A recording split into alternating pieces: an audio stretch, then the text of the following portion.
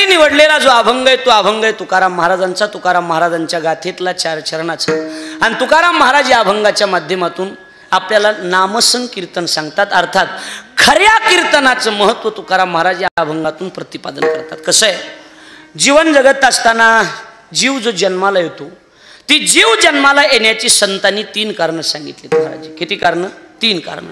जे पाप असतं ते आपलं पाप संचित रूपानं फेडण्याकरता जीवाला जन्म घ्यावा लागतो, हे पहिलं कारण. ऐकायला लागलात का लक्ष देऊन?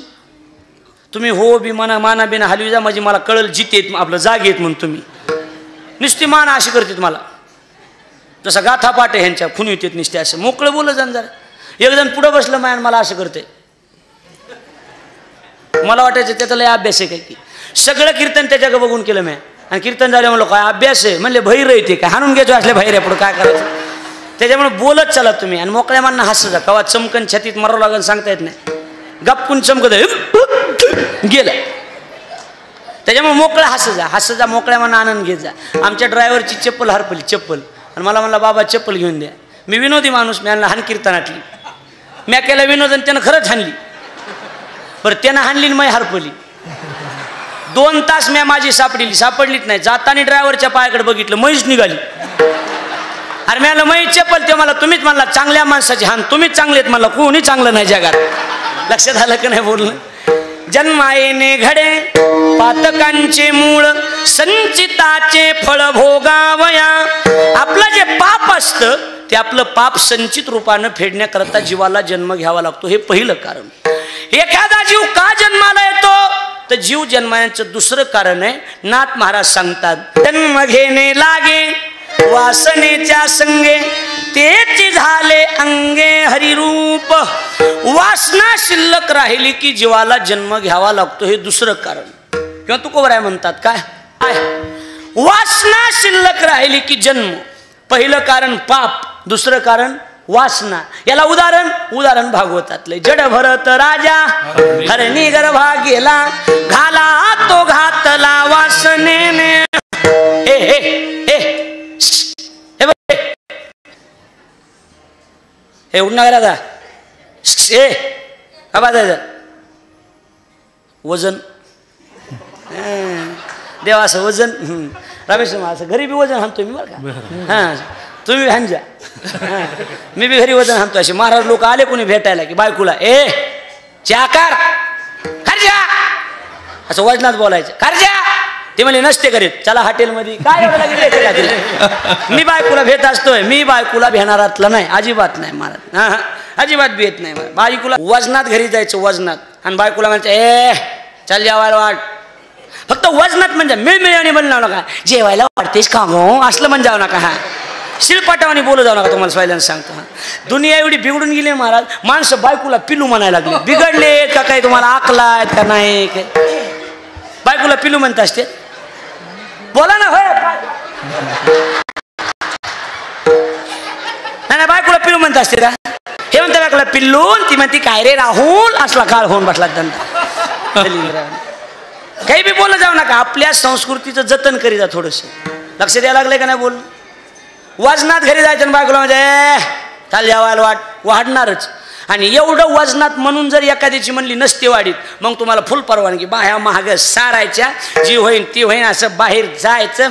वाढीत ना तूही तर असं बाहेर जायचं, चांगलं निबर बुटाड घ्यायचं, असं जी होईन ती होईन असं बुटाड घ्यायचं, खॅन खॅन खॅन खॅन पायात घालायचं आणि 10 बियाण जीवन यायचं. आलं का नाही लक्षात तुमच्या? सांग हाणायची ताकद तुमची नाही म्हणून म्हणलो, बाकी काही नाही. लक्षात आलं का? बायकोला हाणायला मिशा ठेवावं लागते. आता मिशात राहिल्या ना, सुपडा साफ झाला, हा अशी चालायला लागलेत. आता काय नाही, बायाच बेहनात. आता मिशा तरी ठेवून काय उपयोग? आता चहात बुडवायच्यात का बाया? नाही बेहल्या मिशा तरी. हा आता मला बायको नाही एक.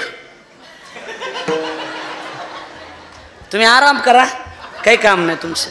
नाही तर एक दुरी आणून द्या, मी फाशी घेतो इथं वरी. आता काय करावं नाही कळलं सांग. एकदाच बाहेर काढली बायको मी, लोणावळ्याला नेलती. लोणावळ्याला धबधबा दाखविला तिला, पाणी. म्हणलं बघ धबधबा. काय म्हणली? इथं धुणं आणला असतं तर खळखळ निघाला. तेव्हा का बाया, तवापासून घराच्या बाहेरच काढले. इज्जत घालू नको म्हणलं, बाई तू इथंच बसतो घरात. कुठं नादी लागा. शर्ट विकत घेतलं 2000 आणि घरी गेलो. बायको म्हणली काय आणलंय? मला शर्ट. केवढ्याला आणलंय? म्हणलं 300.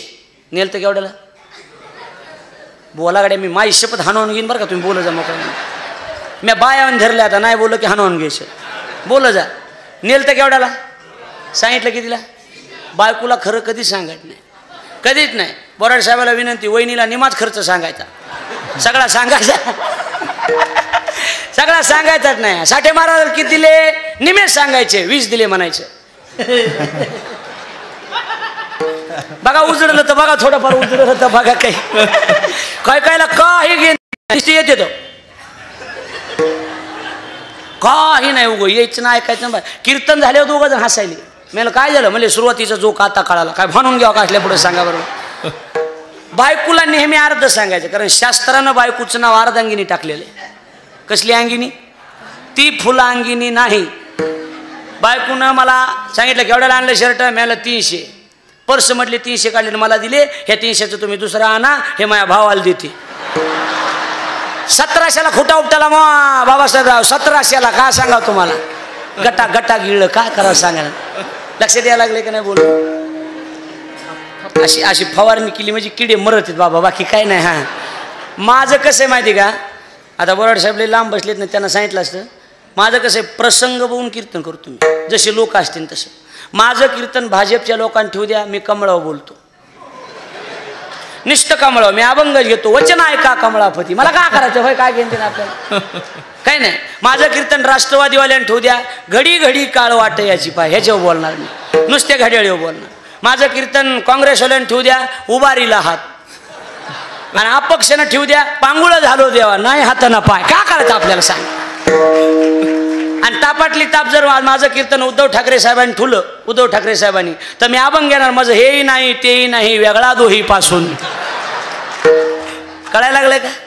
आणि एकनाथ शिंदे साहेबांनी ठुलं, तीक्ष्ण उत्तरेने हाती घेऊन बाण फिरे. बाण कुणाचा का असाना, पण मीच घेऊन फिरे. कळायला लागलंय का बोलणं? लक्ष द्यायला लागलंय का बोलणं? सांगा. आता इकडे लक्ष द्या. आपला मुद्दा एवढाच आहे, आपला विषय एवढाच आहे. जन्म घेत वासनेचा संग होयांत काळी, तरी तपोबळी जन्मधरी.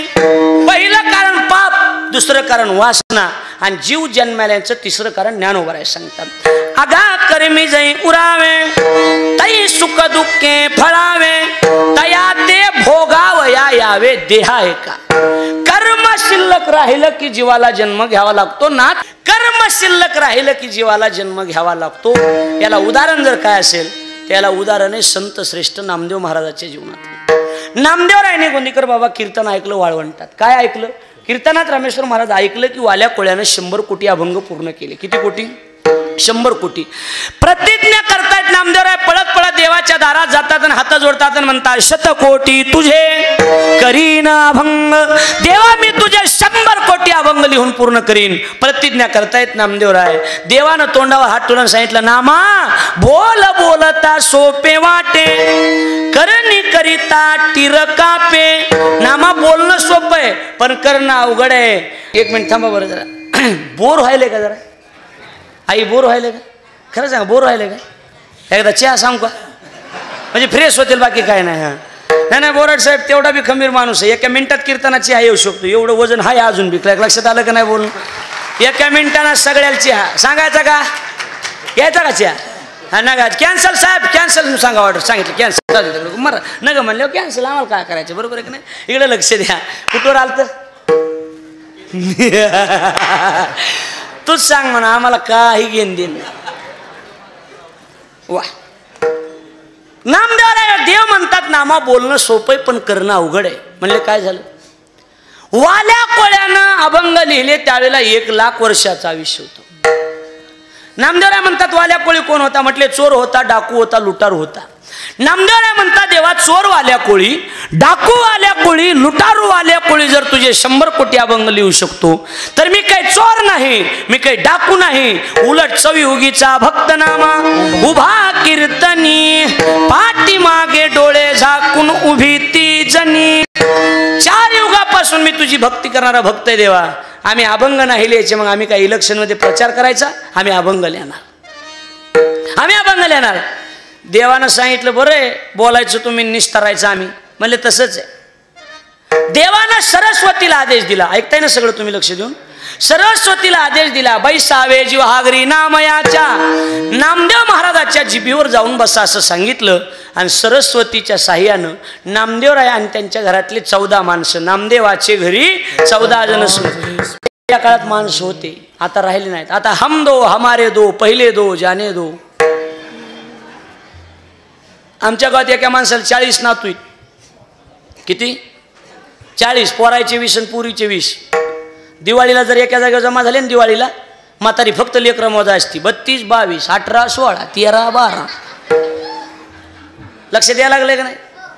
म्हणजे जुन्या काळात माणसं, आता राहिलं नाही तसं. आता काय, आता काय कमी झाले. लक्षात ठेवा, मुद्दा एवढाच आहे. सगळे माणसं अभंग लिहायला बसले आणि अभंग पूर्ण झाले 96 कोटी. किती पूर्ण झाले? 96. प्रतिज्ञा कितीची होती? 100. प्रतिज्ञा कितीची होती? 100. पूर्ण किती झाले? 96.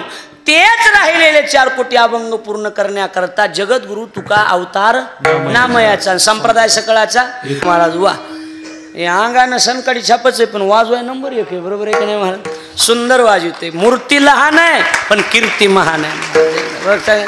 सुंदर एकदम एकदम सुंदर. अशी कसं आहे, विनोद भाऊचं नियोजन कच्चं नसतंच कुठलं. हां, थोडे महाग आहेत पण चांगले असू द्या. पैसे जातात पण शिनी येत नाही. होय, येते कशी नाही तर आपण रंगात आणावान देवा माझे म्हणे हो हो. असले भजने भेटले की मी माया खिशातले 10,000 देत असतो. सप्ताह चांगला करी जा. कुठं नादी लागा लोकांची सांगा ना. मग आपण एक म्हणलं शिवभोळा चक्रवर्ती, तोही माय मैत चुलती. काय हाणून घ्यायचं असलं म्हणल्यावर? लक्ष द्यायला लागले का बोलणं? इकडे लक्ष द्या. काय प्रमाणाची संख्या किंवा अभंगाची सांगे 100 आणि उरले ते शेवटी लावी तुका. राहिलेले 4 कोटी अभंग तुकोबारांनी येऊन पूर्ण केले. याचा अर्थ लक्षात आहे का तुमच्या? मी कशासाठी बोलायलोय? कर्म शिल्लक राहिलं की जीवाला जन्म घ्यावा लागतो. पहिलं कारण पाप, दुसरं कारण वासना आणि जीव जन्माला येण्याचं तिसरं कारण आहे कर्म. आता तुमचा जन्म झाला, माझा जन्म झाला, त्यार्थी आपलं सुद्धा काहीतरी करायचं शिल्लक राहिले. करायचंय आणि करता येतंय म्हणून काहीही करून चालेल का? बोला पटकन बोला. नाही. प्यायचंय आणि पिता येतंय मग काही पिऊन चालेल का? नाही. खायचंय आणि खाता येतंय मग काही खाऊन चालेल नाही. तसं करायचंय आणि करता येतंय म्हणून काहीही करून चालणार नाही. नाथ महाराज म्हणतात जे नेणे जन्म यमाची यातना ऐसिया साधना करा काही. असं काहीतरी साधन करा की जेणेकरून यमाची यातना होणार नाही आणि काम आणि क्रोध आपल्याला बाधा करणार नाहीत. तुकोबाराय असं एखादं सोपं साधन तुम्ही आम्हाला कीर्तन करावं लागेल. काय करावं लागेल सज्जनानो? बोला की कीर्तन. महाराज कीर्तन म्हणले हो. कसं असतं कीर्तन? महाराज म्हणले सगळ्याला करता येतं. महाराज काय बोलायला? कीर्तन जर सगळ्याला करता येत असतं तर एवढ्या लांबून कीर्तनाला एवढे महाराज बोलवून एवढे पैसे द्यायची काय गरज होती? आम्ही चुटून कुणीतरी कीर्तन केलं असतं. तुकाराम महाराज म्हणतात तुमच्याकडे कीर्तन कशाला म्हणतात हे आधी सांगा. महाराज आमच्याकडे कंबर बांधणे, फेटा बांधणे, लोकाला 4 ज्ञानाच्या गोष्टी सांगणे याला काय म्हणतात? कीर्तन म्हणतात. तुकाराम महाराज म्हणतात नाही नाही नाही नाही, याला कीर्तन म्हणत नाही. हा हो हो हो हो बरोबर आहे, बरोबर आहे. मला जाण आहे, मला जाण आहे. मी बरोबर आहे. माझ्या गोळ्या संपलेल्या नाहीत. मला जाण आहे की याला कीर्तन म्हणत नाहीत. मग हे कीर्तनाचं एक अंग आहे. हे कीर्तनाचं काय अंग आहे? खऱ्या कीर्तनाचं महत्व या कीर्तनात सांगितलं जातंय म्हणून याला कीर्तन म्हणतात. कळायलं का? तुम्हाला जुना शब्द सांगतो. गुरुजीला मास्तर म्हणायची. मग मास्तरची बायको कोण? बोला जा की हो. मास्तरची बायको, पोरं बोलू नका रे, शांत बसा तुम्ही. मास्तरची बायको मास्तरीन, मास्तरीन. डॉक्टरची बायको डॉक्टरीन. वकिलाची बायको वकिली. महाराजाची बायको महाराजीन. मृदुंग्याची बायको. तर ह्याला काय बिचारा पिपळा खालचा मुंजे आहे, ह्याला काय कळा त्याच्यातलं? बरोबर आहे का नाही महाराज? हां, हे दोन्ही मुंजेच आहेत पण हे मुंजे आणि हे गोड मुंजे आहे. लक्षात आलं का? लक्षात आलं का नाही? दोन्ही मुंजेच आहेत. लक्षात आलं का नाही? इकडे लक्ष ठेवा. जसं मृदुंग्याची मृदुंगी, डॉक्टरची डॉक्टरीन, तसं खऱ्या कीर्तनाचं महत्त्व या कीर्तनात सांगितलं जातंय म्हणून याचं नाव कीर्तन आहे. संकीर्तन आज कसं झालंय, आज वाजविणारे बी एक नंबर झाले, दोन्ही बी बरोबर आहे का नाही? कसले इथं कसे वाजविणारे एक नंबर, गाणारे एक नंबर, ऐकणारे तर अर्ध्या बटाट्यावानी टका टका टका टका बघायला लागले, तर ऐकणारे बी एक नंबर. बरं कार्यक्रम ठेवणारा बी अरे एक नंबर माणूस आहे ना, मग का मी 2 नंबर आहे? लक्ष द्यायला आज उगा सगळं जुळून आलंय. नाम संकीर्तन हे खरं कीर्तन आहे. आता आपल्या लक्षात येईल महाराज कसं आहे, कीर्तनामध्ये गोंदीकर बाबा संप्रदायामध्ये कीर्तनाला दुय्यम दर्जा आहे. कीर्तनाला पहिलं स्थान नाही, कीर्तनाला पहिलं स्थान नाही. अखंड कीर्तन सप्ताह का अखंड हरिनाम सप्ताह, अखंड हरिनाम सप्ताह, म्हणून कीर्तनाला दुय्यम दर्जा आहे. पहिली किंमत भजनाला आहे.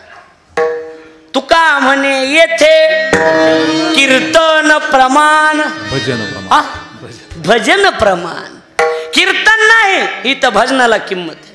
तुम्ही किती चांगलं भजन करता याच्यावरून तुमची बिलं निघत आहेत, कीर्तनावर बिलं निघत नाही. बोलणं कळायला लागलंय का नाही? हां, म्हणून भजन महत्वाचं आहे. आता लक्ष द्या, म्हणजे तुमच्या लक्षात येऊन जाईल की अभंगाची भूमिका तुमच्या लक्षात येईल. आता बघा माझ्याकडे लक्ष द्या, तुम्ही कीर्तन करा.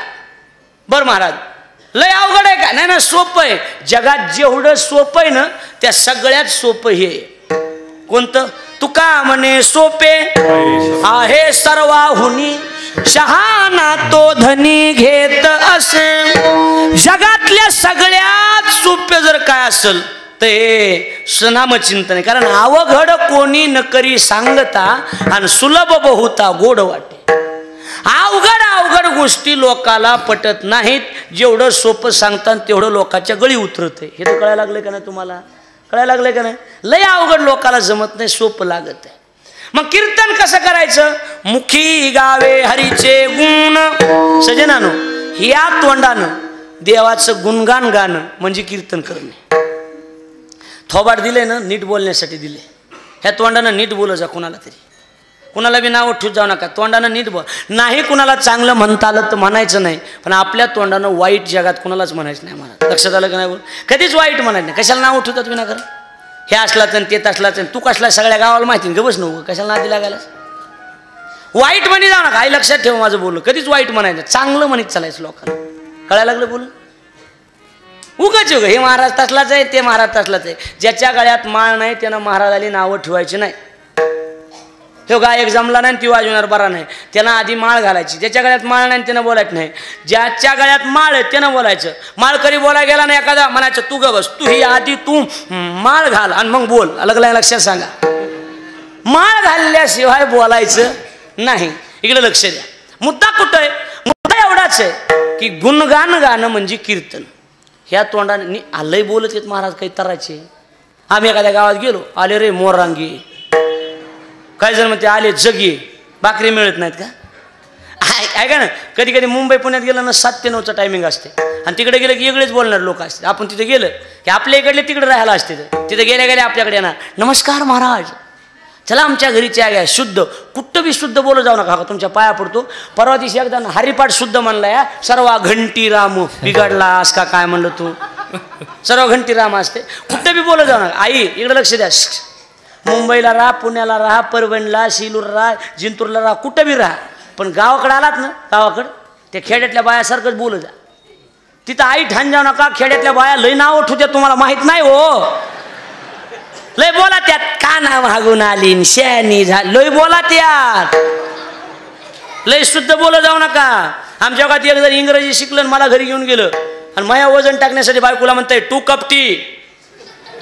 2 कप टी म्हणजे 2 कप चहा. 2 कप टी तिला येत नव्हती. ती म्हणजे तू हा बाप कपटी, तू ही माय कपटी, तू ही बहीण कपटी, तू हा खानदान कपटी. इज्जती घालून घेत जाऊ नका ना, इज्जती घालून नसलेलं. लक्ष द्यायला लागले का नाही बोलणं? आता माझ्याकडे लक्ष द्या. या कीर्तनानं कुणाचा उद्धार झाला नाही असं साधनच नाही महाराज. मुंबई पुण्याला की लगेच ते बोलणारे नमस्कार, चला आमच्या घरी चहा घ्या. आणि आम्ही चहा घ्या जावा आणि त्यानं बायकोला हाक मारावा. शिकलेला तो असा, इकडे बघा, आणि हाक मारायची, ए स्मिता, ए स्मिता, अगं उठतेस का ग? म्हणजे उठच असं म्हणण्याचा ज्याचा अधिकार नाही तो शिकलेला. मग ते जनावर हळूच उठणार. जनावर, केस मागं सोडलेले, अंगावर विण्याची खोळ घातलेली, इण्याची खोळ आणि तिची बोलण्याची सिस्टीम पुन्हा. इश्य कशाला उठवलंस रे बंटी, जसं कुत्रं पाळलेलं बंटी. अगं बाबा आले चहा कर, असली सिरियल पाहिली ना फार बोर झाले रे, तू चहा कर, बाबांना दे मला दे, मला फार कंटाळा आलाय प्लीज. अच्छा हालात येते का म्हण, हालात त्यात देव झाले. आणि आपल्या खेड्यापाड्यातला नमुना ह्याच्यापेक्षा नंबरी. कीर्तन संपवून 11ला यावा, जय हरे, चला दुधाला. आम्ही दुधाला जाऊ आणि त्यानं बायकोला हाक मारावं 1.5 किलोमीटरहून. पप्प्याची माय, झोप. बायकोटना झोप आहे, घर काय काय बारदाना काय म्हणते माणसं, याचा नियमच नाही. अगं उठ ना. ते हळूच पांघरून मागं सरकीतीन बोलती, काय लावलंय व toy toy toy toy toy toy. माणसाला झोप लागायचा टाइम नको करी जावा. अगं महाराज आलाय, जाय म्हणा चुलीत, मी निघालो. म्हणून मी मधला मार्ग काढलाय आणि गोंदीकर बाबाला बी तो मार्ग सांगणार आहे. मी तुम्हाला लई येते चहाला चला म्हणणार आहे, बरोबर आहे का नाही? हो, तू चहा करू नको, बायकोला उठू नको, सुट्टे 10 रुपये दी, मी वाटाने पेतो. कुठं नादी लागाव सांगा. तुमचे 10 रुपये मगापासून दिसायलेत, पण तुम्ही इथं असल्यामुळे उचली नाही, तर मगाच खिशात घातले असते मी. लक्ष द्यायला लागलंय का? चांगलं नसतंय ब्राह्मण लोकांचं खाणं म्हणून उचलले नाहीत, बाकी काही नाही. लक्षात आलं का? इकडे लक्ष द्या. कुठं आलतो? तूच सांग म्हणा. आता काय नाही, पैसे तू यालास रान बटन द्यालास का म्हणा, तूच सांग काय सांगायचं ते. कुठं आलत? नाम घेता वाया गेला, आईसा कोणी ऐकिला, सांगावी नवी तो तुम्हाशी, संत महंत सिद्ध ऋषी. काय नामे तरला नाही कोण, किंवा नाम साराचेही सारण शरणागत यमकिंग. कोण कोण उद्धार झाला माहिती का? रामायणातला प्रसंग आहे. हे आपले रामायणकार नीट सांगत नाहीत बघा बाबा, बाकी काय नाही बघा. हे जे गावातले पुती सांगणार आहेत ना, हे रामायण नीट सांगत नाहीत. हे तिसरी तरा असते त्यांची. अशा साधू लोकांकडून रामायण भागवत ऐक जा महाराज. मग ती खरंच अशी सांगत येत ना गावागावातल्या बाह्या मागं सारलेल्या बनेली बसत येतं, टोपी बिपी काढतेत, पाटाव बसलेले 2-4 म्हातारे ऐकाय, 2-4 म्हातारे ऐकाय. त्यांचे डायनामिक गेले, बॅटऱ्या उतरलेल्या, डिस्प्ले खलास झालेले, गोळ्या संपलेले सगळे. आणि त्यांची मग पुती ती एक वाचायला आणि एक सांगायला. असं असतं ना तुमच्याकडे, एक वाचायला आणि एक सांगायला सिस्टीम अशी वाचित येत नाही. आणि राम चाली वाटे लक्ष्मण झाडी काटे, आणि आईसे बंधू नाही कोटे संसारात. सांगणार मला माई शपथ ही ओवी रामायणात नाही. पण त्यानं गोंदीकर बाबा त्यानं डोकं लावलं. ते म्हणला हा ह्याला रामायण म्हणतात. रामायण आहे, नाथ महाराजाचं रामायण आहे. चांगल्याला मेळ लागत नाही, आपल्याला कहा मेळ लागायचा, चला पुढं. हे रामायण हे रामायण आहे का? सांगणार हे रामायण आहे का? आणि पुन्हा बाया म्हणतात वडा खालचा चांद्या फोडून सांगतो. काय वडा ओवी होती. राम प्रभू वनवासाला चालले, गायीची लोचने गळती, गायीची लोचने गळती. लोचन म्हणजे डोळे, सरळ ओवी होती ना. गायीची लोचने गळती. सांगणार काय म्हणला बाबा माहिती का? काय प्रेम होतं म्हणला प्रभू रामचंद्राचं गायीवर. प्रभू रामचंद्र वनवासाला चालले आणि गायीचे गोचडं आपोआप गळून पडले. माझ्या लोचन कुठं, गोचडं कुठं, तिसरंच बोलणार आपण एक म्हणलं की. लक्षात यायला लागलं का नाही बोलणं? मूळ रामायणातली कथा आहे, मूळ रामायणातली. सेतुबंधन करायचंय, लक्षात यायला लागलंय. आणि वानरांनी दगडावर राम नाव टाकायचं, दगड पाण्यात सोडायचं, बरोबर? हे पोरं हे बोललो का बस. दगडावर काय नाव टाकायचं आणि दगड पाण्यात सोडायचा, आणि दगड पाण्यावर तरंगायचा. उडत उडत ही बातमी लंकेतल्या लोकांच्या कानावर गेली. आणि लंकेतले लोक म्हणले मालक आपल्याला रामासोबत युद्ध करायचं नाही. म्हणले का? रामाच्या नावानं जर दगड पाण्यावर तरंगते तर रामात किती ताकद असेल. रावण म्हणला दगड पाण्यावर तारणं एवढी अवघड गोष्ट, मी दगड पाण्यावर तारतो. लोक म्हणले बेजारी फजिती होय. नाही मी तारतो. कमरा इतक्या पाण्यात रावण गेला, हातात दगड घेतला, काहीतरी मंत्र म्हटला, दगड पाण्यात सोडला. शेवटी रावणारच नव्हतं, ज्याचे त्यानं काम करायचं, कोणी बी करायचं नाही. दगड जसा पाण्यात सोडला म्हणतात तसा डबकुनी दगड पाण्यात बोला जा की हो मोठ्याने बोला जा बरं. रावणानं दगड पाण्यात सोडला तसा डबकुनी दगड पाण्यात बुडाला नाही, दगड पाण्यावर तरंगला. डबकुनी पाण्यात दगड बुडाला नाही, दगड पाण्यावर तरंगला. आणि लंकेतले लोक खुश झाले. ऐकायलात ना, काही बोर नाही व्हायला लागलं. लंकेतले लोक आहे माहिती का, आता रामासोबत युद्ध करायचं. रामाच्या नावानं जर दगड पाण्यावर तरंगते तर रामात किती ताकद असेल. पण ही बातमी गेली मंदोदरीच्या कानावर, आणि मंदोदरी मालकाजवळ गेली. म्हणली, मालक काल काय ऐकलं ते खरं आहे का? कळायला लागले ना, मी स्वरात म्हणलोय फक्त, बाकी काय नाही. काल काय ऐकलं ते खरं आहे का? म्हणले काय, तुम्ही दगड पाण्यावर तारला? म्हणले हो. मंदोदरी म्हणली, आपला नवरा किती पाण्यात आहे हे फक्त बायकोला माहित असतं. 100% बायाने पुती ओळखली असती नवऱ्याची, नाही का? सांगा बरं महाराज. हा सरळ सरळ मास्तरची बायको म्हणती मला शिकवू नका. विचारा मास्तराच्या बायकाला, विचारा. मास्तरची बायको म्हणते मला शिकवू नका. वकिलाची बायको म्हणते थांबा तुमचा निकालच लावते. न्हाव्याची बायको म्हणती मेल्यान माव केसन गळा कापला. गायकाची म्हणते तुम्ही किती चांगली चाल म्हणायच्या. रामेश्वर बुवानी ह्यांनी किती, जुळगावकर ह्यांनी किती बी चांगली, दराडे महाराज, सोपान महाराजांनी किती चांगली चाल म्हणायचं. आणि घरी जायचं बायकोला म्हणायचं असली चाल म्हणली. ती म्हणती तू ही लग्नाच्या आधीपासून चाल माहिती मला, पडू ग गपशी. बरोबर आहे काय? ह्या चालीमुळे तो ह्या पदारात पडले नाही तर कोणता. कळायला लागलंय का नाही? पकवाजाची बायको म्हणती मला थपा मारू नका. मग बायको सोडती का? आता मी 2-3 कीर्तन करून घरी जातो. तुम्हाला वाटतं का मग ही आरती असेल? घरी गेलं हरणा वाजला की आमची बायको म्हणते आलं बाया कीर्तन.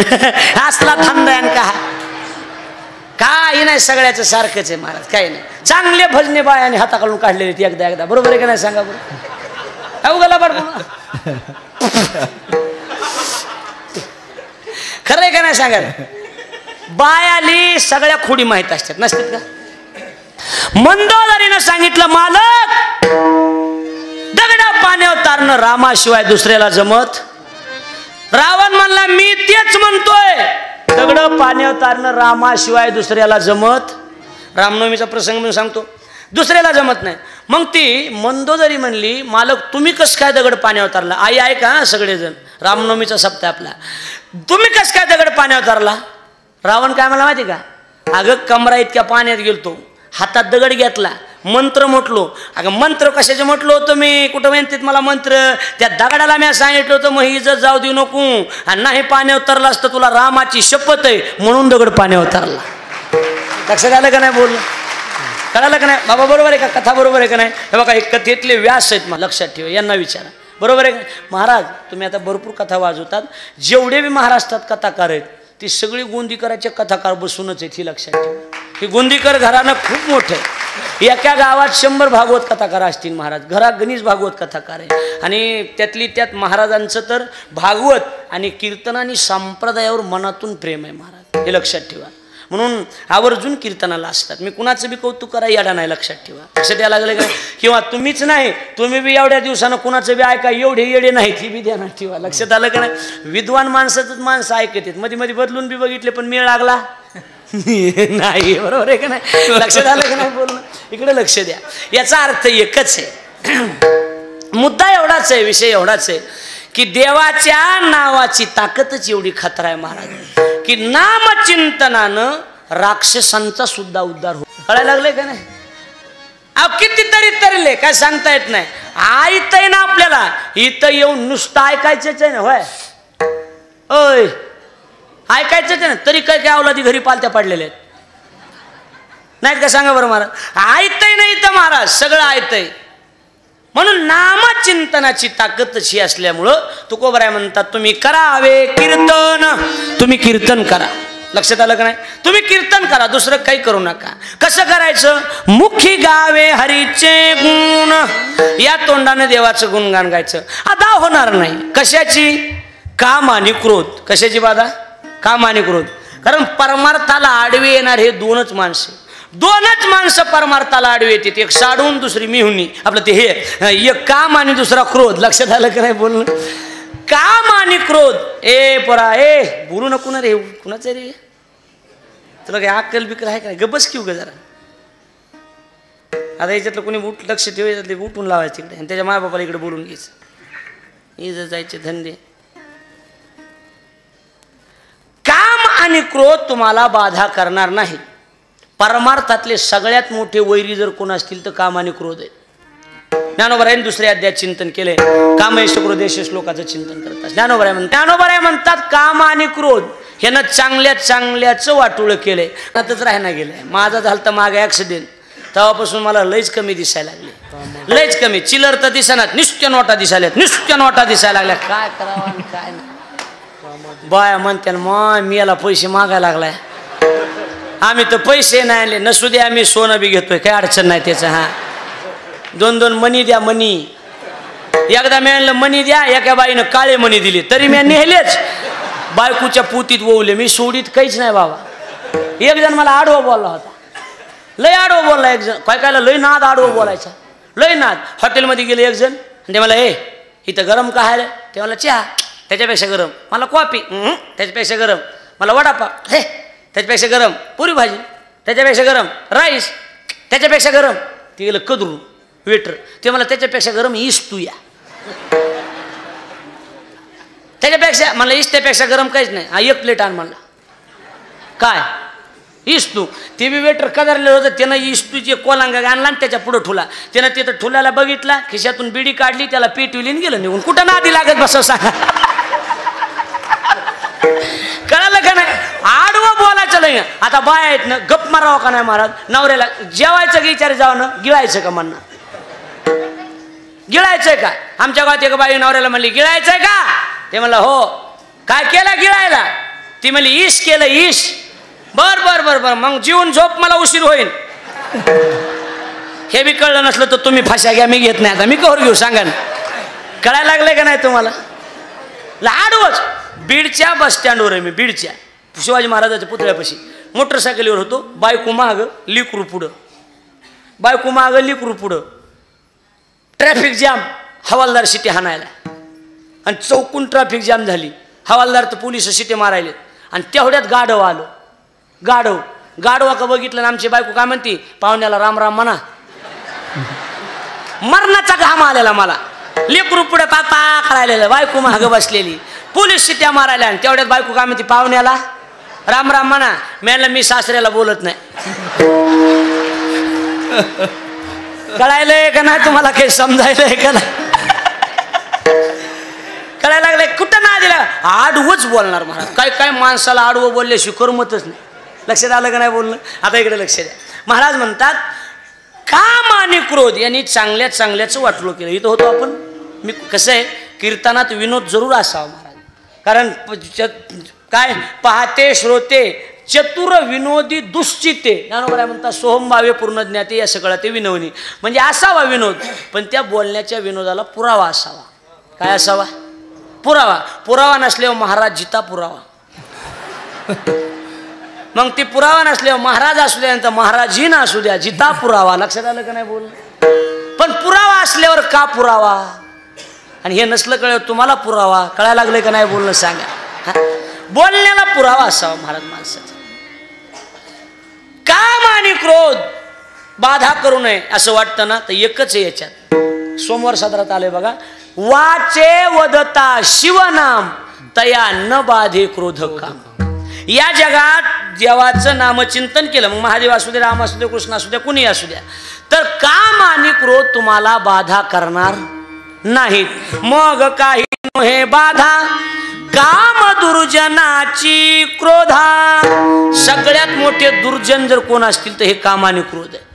ऐकायला लागलात काही? लक्ष देऊन. आणि नीट काय नाही का गप मारायचं का विनाकारण लोई नाद माणसाली काय नाद. माझ्याकडे एक बाई आली, म्हणली कथा चालू होती माझी बाबा, आणि ती बाईला नाद नाही का नारळ हे ते असं. बाई आली माझ्याकडे, मला म्हणली महाराज. म्हणलं काय? सून लईच भांडती या. म्हणलं मला इक नेऊन कुठं? म्हणलं मग आता तू सून भांडती तर. पाया पडाय आलं एक जण, 20 रुपये दिले तर आणि पाया पडले. मी आलो तुम्ही कधीच देत नसतात, आज कशा दिले? राहू द्या म्हणला, ही नोट कुठं चला ना.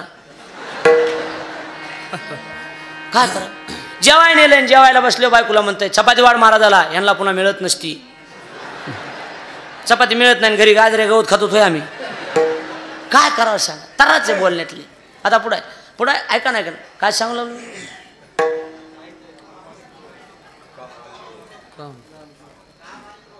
काम आणि क्रोध लक्षात यायला लागलं की नाही? काम आणि क्रोधानं चांगल्या चांगल्याची वाट लावली, याच्यात नवल नाही महाराज. बोल, ती बाई माझ्याकडे आली, लक्षात यायला लागलं. ती बाई माझ्याकडे आली, मला म्हणली सून भांडती. मला असं महाराजासारखं कळतंय थोडंफार शास्त्रातलं, हे भविष्यातलं. मी सुपारी असते माझ्याकडे, असे 4-5 तुकडे केलेले असते.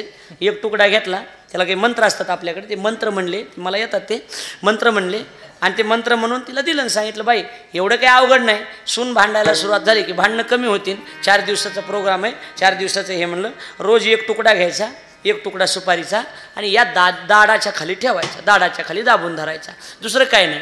ठीक आहे. घरी गेल्या गेल्या सुनानं भांडायला सुरुवात केली की लगेच हिनं ती सुपारीचा तुकडा घेतला, इथं ठेवला. अर्ध्या तासानं सुनच म्हणली आत्या काहीच बोलत नाहीत, आपण कवर बोलावा. सुनत म्हणली आत्या आत्या नाही कळालं, आत्या आत्या. मधी बोलवलं तिला, चहा पाणी दिलं, चहा दिलं, पाणी दिलं. म्हातारी मनातल्या मनात काय म्हणली माहिती का? महाराजाच्या सुपारीचा गुण आला. म्याला नाही गुण आला, दलिंद थोबाड पण ठुलस त्याचा आलाय, बाकी काही नाही. लक्षात आलं का नाही? थोबाड पण ठुवा, जगातले सगळे कामं नीट होते. तोंड गोड तर जग गोड आहे ना महाराज, बरोबर आहे का नाही? आपले थोबाड नीट नाहीत ना, कुणाला बी वाईटच म्हणायचं. ती थोबाड तोंडी तसलीच, तू कसलीस? कळायला लागले का बोलणं? काम आणि क्रोध बाधा करणार नाही, त्याच्यासाठी जगाच्या मालकाचं नामचिंतन करा. पण तसं नामचिंतनाबरोबर एक शस्त्र हातात घ्या. का अभंग कसं चालला हे लक्षात ठेवा. काय करावं लागेल तुम्हाला? कीर्तन. काय करावं लागेल? कारण मुद्दा सोडला नाही पाहिजे. कीर्तन आहे की तमाशा तोडायचे, करावे कीर्तन. परिणाम कसं करायचं? गावे हरीचे गुण, त्याचा फायदा मग काही नोहे बाधा, कामदुर्जनाची क्रोधा. पण त्यासाठी एक शस्त्र वापरावं लागेल, त्या शस्त्राचं नाव आहे शांती. म्हणजे मगाचे दृष्टांत सांगितलं ना, थोबाड बंद ठेवायचा. शांत राहिलं की सगळे कामं नीट होते. शांती परते नाही सुख, ये रावघेची दुःख, मनवणी शांती धरान उतर आलं पहिलं तिरा. कळालं का? सगळ्यात मोठा जर काय असेल मार्ग तर शांत राहणे. शांत राहिलं की पुढचा माणूस अर्ध्या तासानं गप होते, बरोबर आहे का नाही? फक्त शांत राहता आलं पाहिजे. नाही शांत राहा, एकदम शांत राहा. मला वाटतं हे प्रमाण तुकोबारायने नाथ महाराजसाठी लिहिले असावं. नाथ महाराज मरण पावले, नाथ महाराज मरण पावले, आणि मरण पावल्याच्या नंतर अंत्ययात्रा निघाली. अंत्ययात्रा निघाल्याच्या नंतर एक पूर्वी बाई आपल्या मुलीला वाट लावित होती. ती काय म्हणली माहिती का? मेलेला आजच बरं बनलं मरायला, मग पूर्वी वाट लावायची. नाथ महाराज उठून बसले, म्हणले आजच्या दिवस ती पूर्वी वाट लाव, मी उद्या मरवतो. आणि आपलं मड उठले, मड उठले आपलं.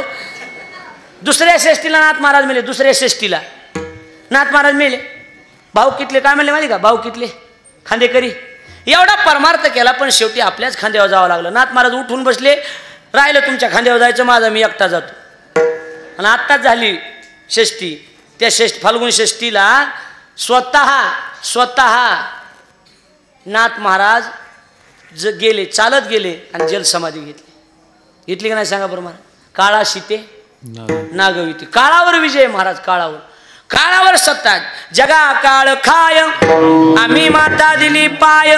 काय विशेष सगळे एवढा अधिकार नाथ महाराजाचा. म्हणून शांती खडग हाती आणि काळा शीते नागविती. आपले शांतीनीच त्या नाव आल्यात. नाव शांती रोज एक भांडण आणती. नाव गंगाधरण आंघोळ नाही महिनाभर. काय करायचे ते? काय करायचे नाव नसते? काय जाळावे ते नाव? साच भाव नाही ते, त्याच्यात भावच नसेल तर काय जाळायचं का नाव सांगावं? हा काय नाही. शांती खडग हाती काळा शीते नागविती. आणि महाराज म्हणतात की जगात लई दातेत. कर्ण म्हणून एक उदार दाता होऊन गेला. कोण? कर्ण. उदार दाता कर्ण. हरिश्चंद्र सत्यवादी राजा. हरिश्चंद्र कसला राजा? मग आपल्यात बोलत बोलता शिष्टीमय बघा. काय हे कीर्तनला गेलतास का? नाही आम्ही नाही गेलो. आणि दुसरा म्हणला ना मस्त झालं कीर्तन, तू मी शेजारीच बसलेलो होतो. पुढचा म्हणणार काही लाज आहे करतो ह्या जीवाला, कीर्तनाला नव्हतो म्हणलास, मला कीर्तनाला होताच की रे, उघडं पडलं ते काय म्हणणार माहिती का, जाऊ दे तू इले हरिश्चंद्राची अवलाद आहे असं म्हणतात का नाही माणसं. पंक्तीला जेवाय बसलं, पंक्तीला जेवाय बसलं, ए वाढ चल मला वाढ. पुढचा काय म्हणणार माहिती का, तुला काही लाज आहे का रे, का भाभी उठले की दुसऱ्याच्या पंक्ती जेवा जावा का, वाढी जा ना एखादी पंगत करी जा ना, वाढ उग तू इले कर्णाची अवलाद आहे वाढ. असते का नाही. कर्ण जसा उदार होऊन गेला, पण जगात अनेक उदार जातील, पण त्या सगळ्या उदाराचा एकदम उदार आणि सखा उदार दातृत्ववान जर कोण असेल तो तो भगवान परमात्मा आहे. त्याच्यासारखा जगात दाताच नाही. म्हणे दाता सखा आयशा अनंता सारिखा. माझ्याकडे लक्ष संपलं नाही अजून, 8 तास राहिले. आयशा अनंता सारिका, देवासारखा दाता या जगात नाही. मग काही नोहे बाधा कामदुर्जनाची क्रोधा. अभंगाचा भाव आपल्या पुढे मांडला. खरं 4 गोष्टी जाता जाता सांगू शकतो. आपल्या धर्माविषयी निष्ठा ठेवा, आपल्या धर्माविषयी अंतःकरणात प्रेम ठेवा. कारण आपला हिंदू धर्म आहे आणि आपण त्या धर्मात जन्माला आलेलो. नुसतं शिवजयंतीला आरड जाऊ नका, राजे तुम्ही पन्हा जन्माला या, कशाला गांजा वाढायला या का. अरे शिवाजी राजे जर जन्माला यावं असं वाटत असेल तर घराघरामध्ये मासाहेब जिजाऊ जन्माला आल्या पाहिजे आणि घराघरामध्ये छत्रपती शहाजी राजे जन्माला आले पाहिजे, तर शिवाजी महाराज जन्माला येतील ना. एकानं मला विचारलं होतं महाराज कोण होता तुमचा शिवाजी राजा. रोज तुम्ही कीर्तनात नाव घेता शिवाजी राजा का देव होता का. मी सांगितलं आमचा शिवाजी राजा देव नव्हता, पण आमच्या शिवाजी राजामुळे आज देवळा देव आहे ही गोष्ट मात्र निश्चित आहे. पण घासल्याशिवाय धार नाही तलवारीच्या पात्याला, घासल्याशिवाय धार नाही तलवारीच्या पात्याला, छत्रपती शिवाय पर्याय नाही महाराष्ट्राच्या मातीला, महाराष्ट्राच्या मातीला. आमची जिजाऊ माता 7 वाजता टीव्ही पुढे बसती. किती वाजता. आणि 10 वाजता उठती. शहाजीराजे हातानं भाकर खाते तरी जिजाऊ उठत नाही. असलं का. कवा शिवाजी महाराज जन्माला सांगा बरं आपल्याकडं येतील का सांगा. नाही. एक विनंती. दुसरी विनंती आपल्या सगळ्याला महत्वाची की आयुष्यामध्ये व्यसन कुणी करू नका. अनेकांचे संसार दारूपायी व्यसनापायी उद्ध्वस्त झालेत. मी आपल्या पाया पडतो गड्या. अरे 200 रुपयाची दारू जर तुम्ही पित असाल तर 200 रुपयाचा किराणा तुम्ही घरी घेऊन जा, तुमचे लेकरं बाळ सुखात खातील ना. नाहीत का ना. 200 रुपयाची, 200 फक्त 200. 8 दिवस भाजीपाला नेला तर 8 दिवस खातील माणसं. मुलं बाळ कळती झाल्याच्या नंतर दारू प्यायची नसते दादा. आपले मुलं बाळ घरात असतील ना, त्यांच्या देखत दारू पिऊन बायकोला नसतो त्रास द्यायचा. काय आदर्श घेतील तुमच्याकडून मुलं सांगा ना. आई तुम्हाला सगळ्याला विनंती करते जाता नवरा बायकोचे किती भांडणं असू द्या, पण दादा मुलांच्या देखत बायकोला शिव्या देऊ नका, कारण तेच परिणाम मुलावर होत असतात. मुलाबाळा देखत चांगलं वागा. दुसरी विनंती व्यसनापासून बाजूला राहा. तिसरी विनंती जन्म देणाऱ्या आई वडिलाची सेवा करा. म्हणून एवढीच विनंती करणार. एवढा मोठा महोत्सव केलाय तर आयुष्यात माईला आणि बापाला चांगलं सांभाळा. याच्यापेक्षा मोठं या जगात दुसरं काही नाही. आई वडील हे आई वडील आहेत. आता ऐका, आता ऐका, टाळ्यापेक्षा ऐका. आता आई आई असते, बाप तो बाप असतो. ज्याला हात नाही त्याला हाताची किंमत विचारा, ज्याला पाय नाही त्याला पायाची किंमत विचारा. जीवनामध्ये माय नाही बाप नाही ना, त्याला मायबापाची किंमत विचारा. ऐका ऐका, फक्त ऐका. टाळ्या वाजवण्यापेक्षा ऐका. टाळ्या वाजवू नका, आता ऐका. जीवनातली माय गेली ना, जीवन माणसाचा अधूर होतो महाराज. आई आई असते. आई मी तुम्हाला प्रश्न विचारतो. 80 वर्षाची माय घरामध्ये जिवंत असू द्या आणि 60 वर्षाची मुलगी 80 वर्षाच्या माईला भेटाय जाऊ द्या. 80 वर्षाची माय 60 वर्षाच्या मुलीची पिशवी नाही रे कमी होऊ देतो.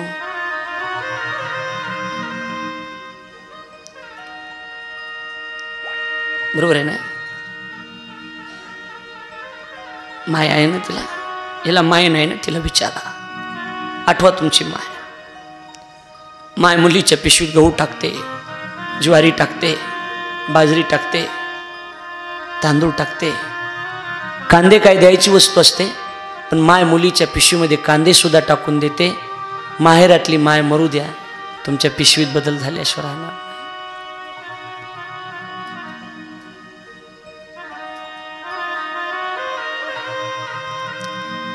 तुमची माय तुम्ही एकदा डोळ्यासमोर उभं करा, आईला डोळ्यासमोर उभं करा.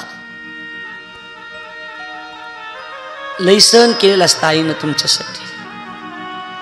माहेरातली माय मेलीन तुमच्या माहेरात जास्त जायचं नाही, कारण बऱ्याचदा माहेरात माय मेल्याच्या नंतर तुमचा अपमान सुद्धा होऊ शकतो. खरं सांगू, माईनं घेतलेल्या साडीच्या आणि भाऊजाईने घेतलेल्या साडीच्या सुतामध्ये बदलच असतो बघा. आई काय मावशी असते, आई काय चुलती असते, आई काय आते असते? नाही ना, आई ही आईच असते. दोन गोष्टी कुणाच्या जीवनात घडू नये. तारुण्यात कोण्या बाईचा नवरा जाऊ नये, लहानपणात कोण्या लेकराचे मायबाप मरू नये. लहानपणात ज्या लेकराचे मायबाप मेले त्याला विचारा, तारुण्यामध्ये ज्या बाईचा नवरा मेला ना त्या बाईला विचारा काय दुःख असतं ते.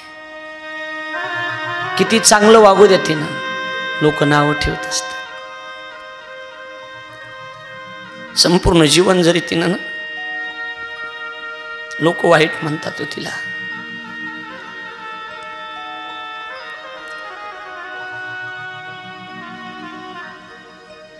मी याच्या आधी इथं आलेलो आहे, तुम्हाला माहित नसेल. माझं वय 28-29 वर्षाचं आहे. माझी स्वतःची माय मी 5 वर्षाचा होतो तेव्हा मेलेली आहे.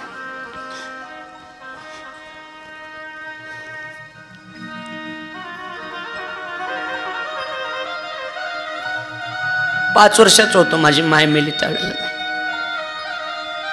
असा दिवस जात नाही की त्या दिवशी मला माझ्या माईची आठवण होत. रोज माईची आठवण होते.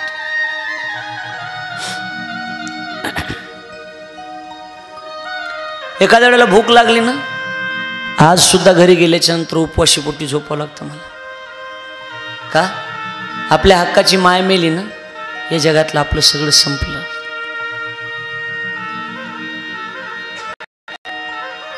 $50,000 रुपये देतात लोक भाऊ, पण किती पैसे घेऊन घरी गेलं तर मायेना सांगावून हात फिरवणारी माय घरात नाही. माझ्यासोबत हे महाराज असतात ना सगळे, यांना यांच्या माईचा यांच्या बापाचा रोज फोन येतो ना. मी जाणवू देत नाही, पण माझ्या मनात सुद्धा मलाही वाटतं की आपल्याला माय असती तर असा फोन आला असता. खरं म्हणजे मला असं काळजी घ्या, जेवण केलं का असं म्हणणारं या जगात कोणीच नाही. कारण माझ्या माईच्या नंतर 2 वर्षाला तर बाप मेला माझा.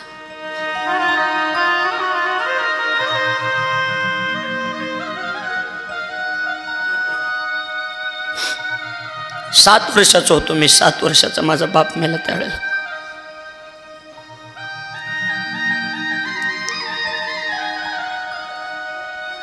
आम्हाला माय नाही, आम्हाला बाप नाही, आम्हाला बहीण नाही, हम तो फकीर आहे.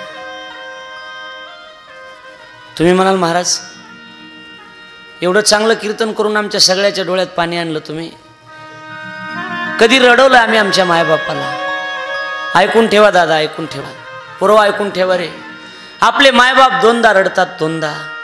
पहिल्यांदा आपले मायबाप रडत असतात, आपल्या पोटची मुलगी घर सोडून नांदायला जाते तेव्हा. मुलगी नांदायला जात असते तेव्हा बाप ढसढसा रडत असतो. आणि दुसऱ्यांदा आपले मायबाप रडतात पोरं, आपल्या पोटचा मुलगा बायकोचं ऐकून घर सोडून वेगळा राहतो तेव्हा. मी पाया पडतो रे बाबा, मायबाप जिवंत आहे तोपर्यंत तरी वेगळं राहू नका.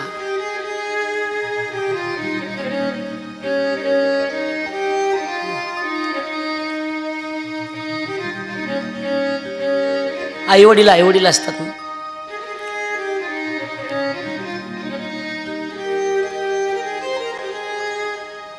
तुम्ही म्हणाल महाराज एवढ्या लांबून तुम्हाला इथं बोलवलं, मायबाप सांगायचं. खरंच आहे, माईपेक्षा एक काकण किंमत पूर्व बापाला असते. माई तर माया असते, पण बाप तो बाप असतो. मोटरसायकलच्या आवाजाने ओळखणारा बाप असतो. दुर्डीमध्ये भाकरी जर 3 असतील आणि जेवणारे माणसं जर 4 असतील ना, तर मला भूक नाही म्हणून घराच्या बाहेर निघून जाणारा बाप असतो. आमची माय मेलेली, आमचा बाप मेलेला आहे. हे आहेत ना महाराज, सोपान महाराज, नितीन, माऊली महाराज, यांना तर यांची माय कळत सुद्धा नाही. यांच्या बापाने यांचा सांभाळ केलेला आहे. कधी मेली विचारलं ना, काय माहीत नाही. माहीत असलं तर बापालाच माहीत असेल. माय मेल्याच्या नंतर ना बापानं उभं आयुष्य जाळलं नाही, लेकरायचा सांभाळ केला ना, अशी लेकरं तयार केलीत. मग